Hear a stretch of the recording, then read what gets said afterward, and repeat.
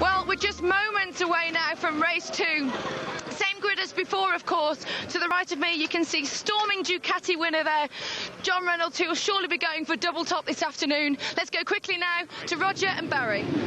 Yeah, 2 races on each of the events, of course, during the Superbike Championship in the year 2000. Each race will yield 25 points, so potentially 50 points up for grabs. And, of course, Chris Walker yielded 0, but he's going for it this time. Walker again in front on the number 2 Suzuki. Similarly, number 8 Steve Hislop, the pole position man, yielded 0. So it's John Reynolds, the number 3 Ducati, who got the big points and the big money in round 3. This is round 4, 19 laps, 47.5 miles. Away they go again, and it's Chris Walker, number 2. Right with him, though, has gone Hodgson on the orange Ducati. Number 4, the INS GSE Ducati of Neil Hodgson, the young lad from Burnley, 25 years of age, who is now based in the Isle of Man. He is sitting in second place, anxious, in fact determined to go one better this time. It's Hislop on the red Yamaha, the number 8 Yamaha in 3rd. But in the sunshine here, it's Chris Walker leading. John Reynolds on the number 3 Ducati in 4th place. With him his teammate, number 5 in 5th, James Hayden. Walker leads as they flick it through the S's. Walker with Hodgson oh so close. Well, Chris Walker there made a mistake.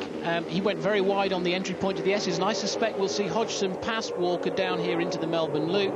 And as I speak, we do, and almost Hislop got past then on bike number 8. So they're all bunching up nicely now at the front. And the good news is that the top 5 guys were the top 5 in qualifying, and any one of these could win. Well, the result a year ago here at Donington Park was a win for Reynolds. Hayden was 2nd on that occasion. Hodgson was 3rd. Walker was 4th. And, of course, Chris Walker, 3 times he's been 2nd in this championship. And really that elusive victory in the championship must be his this year. That's the way he'll be thinking. He had the opportunity to go to World Superbike. He turned it down. He accepted the Suzuki deal, and he's sitting in 2nd place at the moment. But Neil Hodgson, a man with vast World Superbike and Grand Prix experience at the tender age, and another fastest lap for Neil Hodgson. So he's on the charge, settled in, 2nd year on the Ducati for Hodgson. He knows his way around Donington. He won 125 championship races here, had a very good Grand Prix performance here, and he knows the track intimately. The formula for these Superbikes is that these bikes, for all intents and purposes, are road-going bikes that you can buy from the dealer's showroom. They have hotted-up parts in them, kits, wheels are changed, tyres are changed, but the configuration of these bikes are that you can buy in the showroom. The manufacturers see this as a very, very important championship, and thus the popularity is there. The depth of field is immense. We've got 12 factory bikes out on the grid, and the level of performance from these bikes is World Superbike level. In fact, the bike leading the race, bike number 4 of Neil Hodgson's, is the same bike that Fogarty won the World Championship on last year. And that's underlined by the fact that Steve Hislop's pole position time round here, unbelievably quick, 1:33.25. And if I remind you that Kevin Schwantz's Grand Prix lap record round here only fell in 1997 to Michael Doohan. Doohan went round in the 32s, but prior to that, Schwantz was circulating no faster than Steve Hislop did pole position. And the man who's going really quick is Walker, through on the inside of Hodgson now. He is determined to get that Suzuki in front and stay there. Hodgson, though, riding with all the maturity of a seasoned campaigner, which of course he is. He rides motocross to keep fit in the winter with his resident in the Isle of Man, fellow resident Steve Hislop. They go out on motocross bikes. The factory bosses aren't too keen about that in case they hurt themselves, but it certainly is a way of staying fit. John Reynolds, the man in 3rd place, number 3, an ex-motocross rider, a very good factory Kawasaki motocross rider. Oh, Chris Walker, a foot out of line on the Suzuki, in on the back brake, but he loves riding it that way. Maybe hard on the machinery, maybe hard on the tyres, but the riders behind will have seen that. And John Reynolds is now looking hard at the inside line at Goddard's. Away they go, up through the gears. 3rd, 4th, hitting 5th at the end of the pit lane. They pop up, down 2 gears Walker, and on the inside Neil Hodgson at Redgate making a bid, and it's Reynolds going the long way round, but still Hodgson holding off the Nottinghamshire rider. Winner of the first race, Reynolds, determined to make it a double here and go home with a further 50 points. Chris Walker has other ideas, Roger. This is John Reynolds' overtaking manoeuvre on Neil Hodgson. Watch him, he nearly runs into the back of Chris Walker. It looked closer than it was. John Reynolds knows exactly what what he's doing. Now, this is Redgate. We're with Reynolds, and Hodgson should come up the inside. There he is. So that was Hodgson's overtaking manoeuvre on Reynolds. But all of these guys at the front have chosen to use Dunlop rubber. They're all on the same type of tyre, but choose different compounds. Now, I know from talking to the guys after the first race, and I've got to interrupt myself because John Reynolds has just got back ahead of Neil Hodgson. I know from talking to the guys after the first race today that they all pretty much use the same tyre except Stephen Hislop, who chose a softer tyre. You may have noticed in the result captions from round 3 there were some Hondas in there. Toseland, Sean Emmett and Shane Byrne. Well, those are the factory SP1s. They were brand new for Brands Hatch out of the box. The teams and the riders have not had the development time with the big V-twin Honda, but you wait and watch, and it will not be long before the Hondas are running at the front. But at the moment we have a breakaway group of about 5 riders, and with Steve Hislop taking a good hard look in the sunshine here at Donington Park. Hislop, though, still in 5th, and the leading riders beginning to go away. Hislop will not be happy with 5th place because after setting pole position and the disappointment of not finishing the first race, he'll want to do better than that, but he's got a long way to catch up now because these guys at the front, that is Walker, Reynolds and Hodgson, 2, 3 and 4, as the numbers signify on their bikes, are getting away. Still only 2 seconds, though, separating that top quintet. Reynolds number 3, trailing number 2, Chris Walker. Can the Suzuki hold together this time? Reynolds is just sitting. You just get the feeling, don't you, that John Reynolds is poised to do something spectacular here.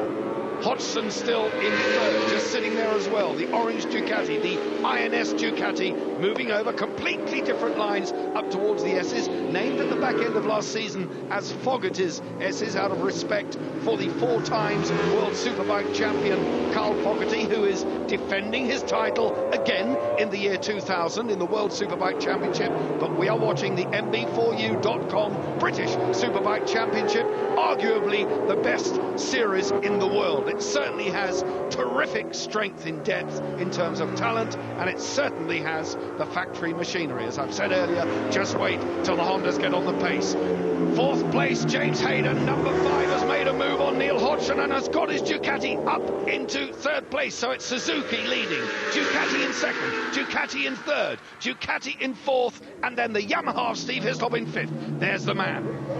From Berkhamsted, James Hayden. His father was a doctor, I believe, retired now, James Hayden's father, but father and mother are here. They intend to be at every single round watching James, and he is a bright talent still at a very tender age, an awful lot to offer, and that's why Ben Atkins of the Revy Racing team snapped up James Hayden at the end of the 1999 season. He's riding shotgun to his teammate John Reynolds, number 3. Hodgson there taking another look. Hislop has wound them in. You could get a fishing net over the 5 of them. They are so close as they go down towards the Melbourne hairpin. Watch the rear end in the air again of Chris Walker's Suzuki, and locking up the back wheel, backing the bike in, and Hislop poised here to fire the Yamaha, maybe past Hodgson. Watch Hayden though. Hayden in 3rd. Chris Walker fully aware there is a battle raging behind him. It's anybody's race, Roger. The Suzuki team manager Paul Denning told me during qualifying that he was concerned that he had maximum tyre wear on the Suzuki by comparison to the other bikes. Well, Chris won't be helping that by sliding that back end into the corners. He's got to be careful of that, although at the moment the bike looks to be hooking up pretty good and he's getting maximum grip. Now, James Hayden's come from quite a way behind to get on touch with these 3 guys at the front, or the 3 that were at the front, and of course Hodgson has now dropped back to 4th. But that would signify to me that James Hayden is probably using a harder tyre, and that tyre is now beginning to work and come into its own. Now we're on board with John Reynolds, Hayden's teammate. Looking ahead, that's Chris Walker. This is the very, very fast Schwantz curve, now down into 3rd gear. You can see the shadow. There's somebody up the inside. Now that's Hayden. He's passed his teammate. There are no team orders, obviously, and Hayden now up into 2nd place. A good ride by Hayden. So the 2 young lions are at the front. Well, they call Chris Walker a young lion. He's actually 30 years of age. He's been telling fibs about his age all these years. But Chris, a wealth of experience, another former motocross rider, Chris, who has in fact developed this unbelievable track technique. Oh, look at the flames coming out of the exhaust system. Nothing to worry about. It's a fuel-injected bike. Excess petrol ignites. Simple as that. A bit disconcerting for those following him, I suspect. Look at the right hand going as he goes down again, that rear wheel slide. Hayden just one machine length behind Chris Walker. I do get the impression here that Hayden has got this sorted. Is he going to be able to get past the Suzuki? And if so, Roger, where will it be? Donington Park is one of the most difficult circuits in the world for brakes. When the teams want to test the braking efficiency of their bikes, they all come to test at Donington Park. Now, James Hayden is very, very good on the brakes. The Ducati brakes are proven. I'd imagine it's going to be somewhere on the brakes, probably into Redgate or into Fogarty's.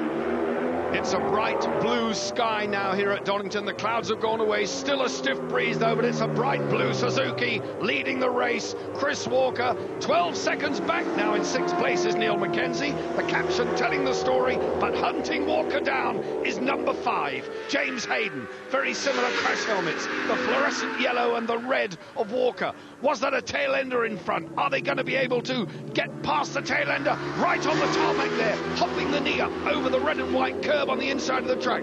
Up to Coppice, the double apex right-hander. And here now, Hayden needs to get the power on as hard. Oh, and he got the power on in a big way. He high-sided it. The Ducati spat him on miraculously. James Hayden, okay, collects himself in a cloud of dust. That was a big one at a very fast part of the circuit. A little bit of ankle injury, but good to see Hayden walking away. This crash was caused by James turning the throttle a little bit too far when the bike's leant over. You could see that it gripped and flicked him over the high side. Luckily, the runoff area at that particular corner on the track, Coppice, has been extended. The closing stages of the last lap, and it's a tooth and nail scrap now for second place. Hodgson versus Reynolds. Reynolds on the inside of Coppice. Is he going to be able to hold it and stay tight? Heeling the Ducati over. Can Hodgson get the drive out of here? Chris Walker's heading for the flag in pretty spectacular fashion. Reynolds gets second. Number 3, Reynolds. Number 4, Hodgson gets third. But the race victory in round 4 goes to that man, Chris Walker, and what a blistering ride it was. So 25 points go to Chris Walker, but some way it compensates for what he didn't score in round 3, but he'll be well aware that John Reynolds, who chased him all the way to the flag, has amassed a bag full of points here at Donington Park.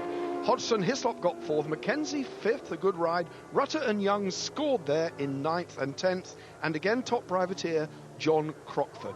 So 83 points. Reynolds leads the championship from Hodgson, Walker, 2 Ducatis and a Suzuki. What a great championship we have ahead of us. Chris Walker, no other word, but absolutely stunning race. Yeah, I needed something to turn the day around. I was a bit disappointed after the first one. The visit from you, I think, turned it around for me. But it was amazing. That back end was sliding out there. You just looked like you were on an ice rink. Yeah, I mean, the bike, to be fair, the bike worked brilliantly. The tyres did go off a little bit, but that was down to the ones we chose, really, and obviously a bit better than everybody else's, so well chuffed. Well, John, a bit of a last lap thriller there from you. Well done. Yeah, thank you. I mean, I was too far back really to challenge Chris. James came past and then did his best to take me off with him. It was awful. I mean, he just didn't stand a chance with that. He just lost the back end and he went over. So, yeah, it was just one of those things, really. Joyous scenes on the rostrum as Chris Walker receives his garland for winning round 4. Round 3 went to John Reynolds, so a great day here at Donington. Rounds 5 and 6 come from the ultra-fast Thruxton circuit in Hampshire. Don't miss that whatever you do. And Susie's off on her lap of honour with the riders. Well, quite simply, an amazing weekend of racing. If you can stand the action, join us next time for more British Superbikes, and join us next weekend for the Australian round of World Superbikes. Take it easy.